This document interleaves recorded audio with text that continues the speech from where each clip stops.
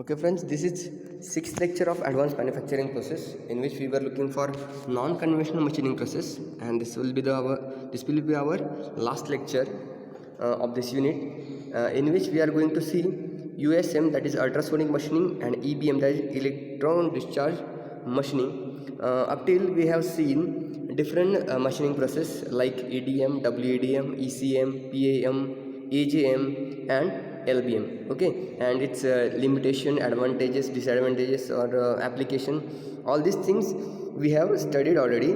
Now let's see two remaining processes, that is ultrasonic machining and electron beam machining. Okay, let's start with that. Electron beam machining. Okay, in this let's see its working principle, application, advantages, disadvantages. Now first let's see what is introduction given. In this non-traditional machining process, no physical tool is used. Okay, in all other machining process there a tool. Okay, but in this particular machining process there is no tool required. Then okay, so no tool or no physical tool is used. Then this machining process is very similar to LBM. Okay, as there was a ruby rod around which a lamp was spirally wound, and then after to that lamp there was a DC supply. After starting that lamp or turning on that lamp, the ruby rod was get excited and was emitting that laser. Okay, then that laser was focused by a biconvex lens. So this was like LBM. Same thing we are going to see over here. Let's see what is next. Then in which except laser, high speed electron beam allowed to impact on workpiece. Okay, instead of laser, in this machining, instead of laser beam, we are going to bombard high speed electron beam on the workpiece. Next one, because of this impact on of electrons on workpiece, there is a generation of high heat energy. This heat energy melts and vaporizes metal from the workpiece, and we will get the our workpiece finished. Then principle of EBM, it works on the basis of principle of conversion of electric kinetic energy of electron into the heat energy. Okay, you can see principle of its working is what?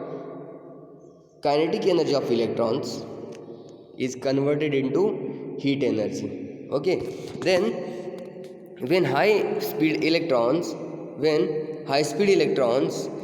impact on workpiece, the electric energy of electrons get converted into heat energy.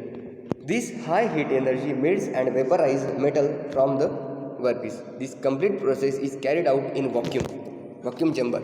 Otherwise, the electron will collide with air particles of atmosphere and loses its kinetic energy before impacting on workpiece material. Okay, there is a reason given over here why this all assembly is kept in vacuum, because to avoid the loss of energy of the electron by colliding with air. That's why this whole setup is placed in the vacuum chamber. Okay, now you can see over here setup and construction of this LBM. Let's see that. Now first see the high voltage supply. Okay, high voltage supply up to 30 kilovolt DC voltage. In all this process there is DC voltage now, and here is high power is required, that is 30 kilovolt. Okay, then cathode grid is provided there, then anode to converge or diverge these electrons or to focus this electron, these anodes are given. Then electron beam, you can see the beam is emerging over here, the beam is there. Then magnetic lens. Okay, there was a in LBM there was a lens of glass, but instead of there, here is what, here they have given magnetic lens which deflect the electron. Okay, then deflection coil. Then next thing is deflection coil, optical weaving center, then workpiece is here. Okay, here is workpiece, here is work table for mounting this. then this whole setup is the vacuum. Okay, this whole is vacuum. High vacuum pump. How vacuum is made? The air in this setup is totally removed from here. Okay, in this way the vacuum is created. Okay, now you can see the setup again. High voltage cathode grid for producing that or giving that electrons, then anode for accelerating that electron. Okay, see over here that here is cathode grid. High voltage is given over here. Cathode grid which produces electron, anode which accelerates the electron beam you can see over here, then magnetic lens which works as converging lens, then deflection coil is there. Here is workpiece placed on work table, and whole this assembly is in the vacuum. Here high pressure vacuum chamber is or vacuum pump is used. Okay, then let's see its different component. First one is electron gun, then annular bias grid, magnetic lenses, electromagnetic lens and deflection coil, work holding device or work table, monitoring instrument, vacuum chamber. Okay, next let's see one by one all these components. Electron gun, it is the heart of electron beam machining process, which is used to generate electrons. Okay, as we have discussed in the I have shown you in that figure, the cathode is provided for generation of electrons. Okay, this cathode is used for generation of electrons. Then it is a cathode ray tube which generate electrons, accelerate them to require velocity and focus them at small spot size. The material used for cathode gun is tungsten or tantalum. Then this cathode filament is heated up to 2500 degrees Celsius to accelerate the electron emission by thermionic reaction. Okay, what electron gun actually do? It produces or generate the electron, and then the material used over there is tungsten or tantalum, which is heated up to 1500 degrees Celsius temperature or 2500 degrees Celsius, which emits the electron. Then next one is annular bias grid. What is the annular bias grid? Let's see that it is the next element of EBM, and it is just after the electron gun. It is an anode which is connected to negative bias or terminal. Because of this anode, the electron which are generated by a cathode do not diverge from its depth and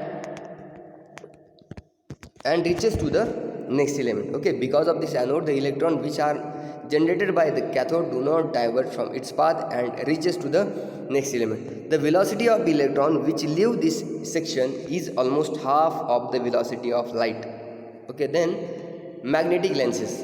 These are provided after the anode. These lenses are used to reduce the divergence of beam and further converges the beam into a narrow spot on the workpiece.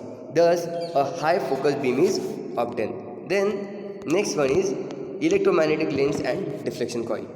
This is used to focus the electron beam at a spot on the workpiece. Thus, high intensity electron beam reaches at the work surface, which produces more heat and improves machining. The deflection coil does not allow the beam to deflect. Then work holding device or work table. It is used to mount the workpiece in the vacuum chamber. It is the CNC control to move the table under the beam. This table can move in all the three directions to control the shape of machining. Thus, machining of workpiece is done by either moving the table or by deflecting the beam. Then monitoring instrument. A light microscope is kept to monitor the complete process. The operator can adjust the position of workpiece as per requirement. In vacuum chamber, the vacuum chamber is used to avoid collision electrons produced by cathode with the air particle of atmosphere. Thus, avoid the loss of heat energy possessed by electrons before impacting on workpiece material. Now, a vacuum of 10 raised to minus minus 4 torr or mm of He is kept in the chamber. Then next one is then at thus avoid the loss of heat energy possessed by the electron before impact on workpiece material. A vacuum of 10 to minus 4 torr is kept in the chamber. Now let's see working of EBM. Working of EBM. The electron gun produces high velocity electron particle. This electron particle move toward anode, which is placed after the cathode tube. This high intense electron beam passes through magnetic lenses which absorb all divergent electron and low energy electrons. It provides a high quality electron beam. This electron beam now passes through electromagnetic lens and deflecting coil, which focus the beam at the spot. Then the high intense electron beam impacts on the workpiece where kinetic energy of electron get converted into thermal energy. The material removed from contact surface by melting and vaporizing due to this high heat generation is there. The whole process is carried out in vacuum chamber. These are the process controlling. What are process controlling parameter? For the desired shape, we have to control all these things for to control material removal rate or much more things. That is all the parameter which decide the shape of that workpiece to be controlled. Let's see what are those parameters. Beam current, pulse duration, lens current, beam deflection coil. Okay, these are the controlling parameter in EBM. Now let's see advantages of this EBM. It can be used to produce very small size hole of any shape. Can machine any material irrespective of its hardness and other mechanical properties. Provide good surface finish. No any surface finishing is required after EBM. Highly reacting material can be machined easily because machining is done under vacuum.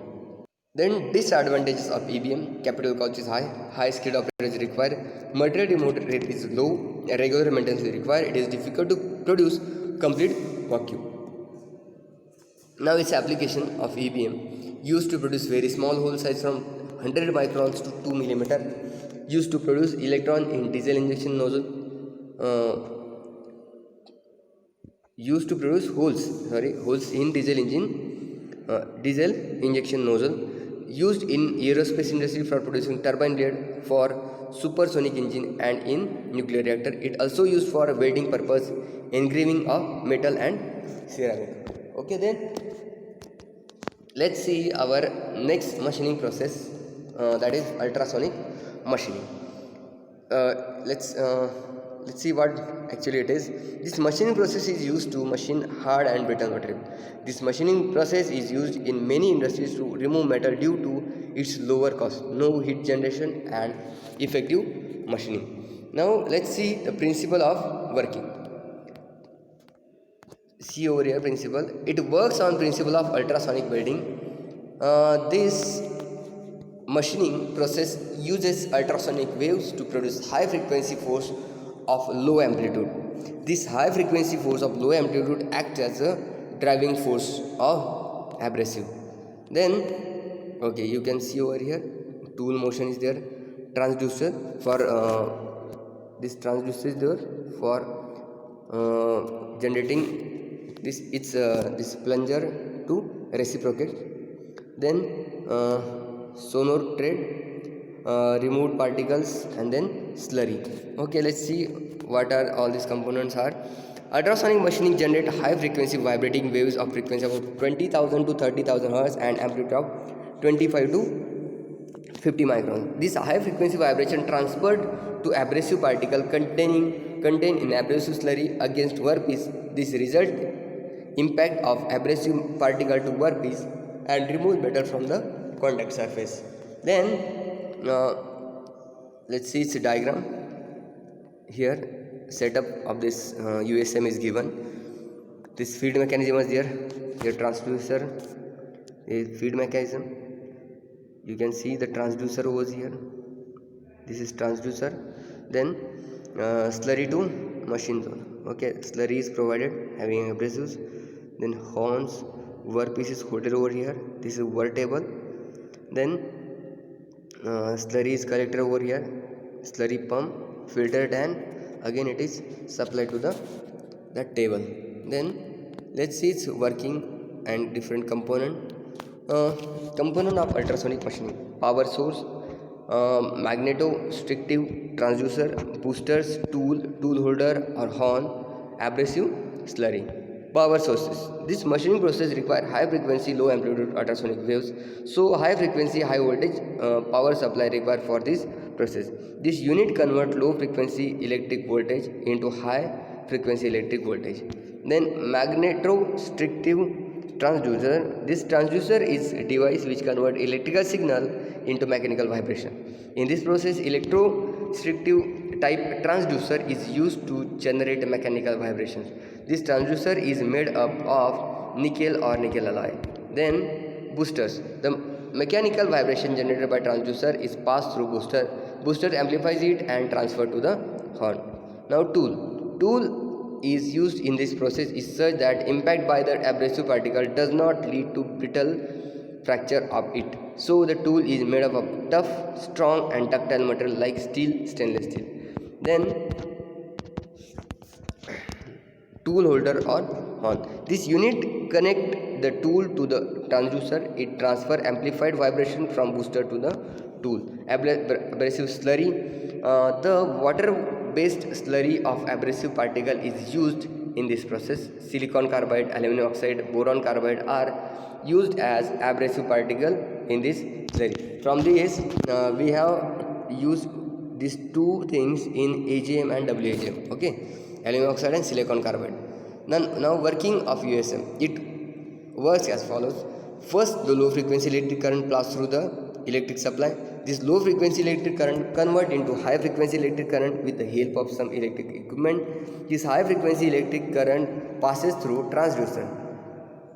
Transducer convert this high frequency electric signal into high frequency mechanical vibration. The mechanical vibration passes through booster. The booster amplify this high frequency mechanical vibration and send to horn. Tool, which acts as a tool holder, transfer this amplified vibration to tool, which makes tool to vibrate at ultrasonic frequency. As the tool vibrate, it makes abrasive particle to vibrate at this high frequency. Then a slurry deliver and return mechanism is used in this process. As the tool vibrates, it makes abrasive particle to vibrate at this high frequency.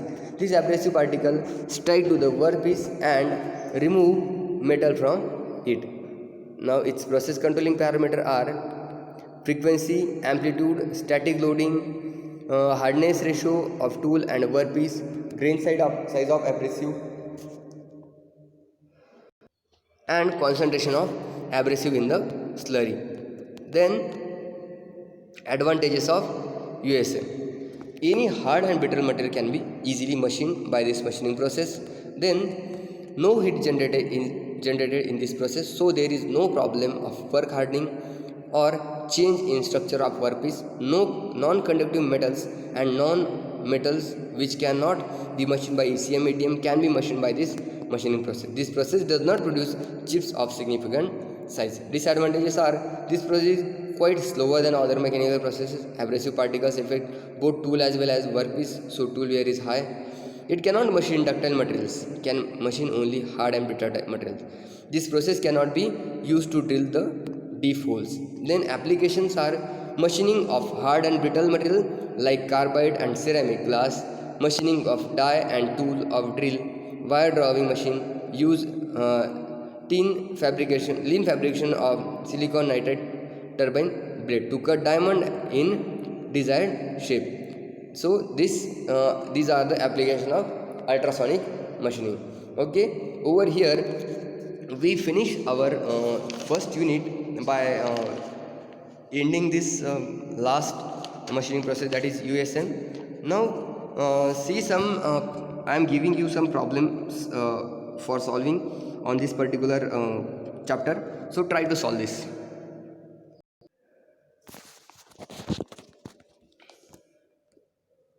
Okay, look at all these problems and try to solve. We can pause this video and write down these examples. Okay, here are some more. Then here are some MSBT question and answers are just given.